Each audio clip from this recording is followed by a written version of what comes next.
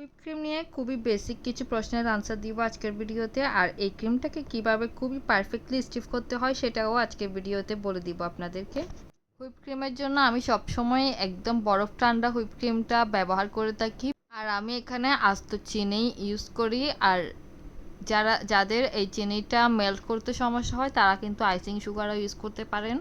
আমি আস্ত চিনি দিয়ে হুইপ ক্রিমটা বিট করতে অভ্যস্ত হয়ে গেছি, তাই আমি এইভাবেই করে থাকি।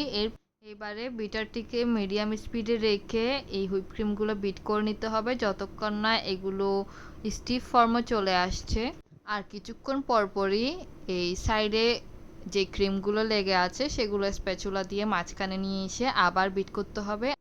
এরকম করতে করতে দেখতে পাবেন আপনারা এই ক্রিমটা অনেকটা স্টিফ হয়ে গিয়েছে। আর যাদের ক্রিম স্টিফ করতে অনেক বেশি প্রবলেম হয় তারা একটা বাটির মধ্যে আইস নিয়ে এর উপর আপনারা যে বাটিতে হুইপ ক্রিমটা তৈরি করবেন ওটা উপরে বসিয়ে এরকম করে আপনি বিট করে নিতে পারেন, এতে করে অনেক তাড়াতাড়ি ক্রিমটা স্টিফ হয়ে যায়। আমার মোটামুটি 7-8 মিনিট সময় লেগেছে এই ক্রিমটা স্টিফ করতে। আর আমি যেভাবে দেখিয়েছি এইভাবে যদি আপনারা স্টিফ করেন আপনাদের ক্রিমটাও স্টিফ হবে। দেখতেই পাচ্ছেন বাটিটা উল্টোলেও কিন্তু ক্রিমটা পড়ে যাচ্ছে না, এরকম অবস্থায় বুঝতে হবে ক্রিমটা স্টিফ হয়ে গিয়েছে।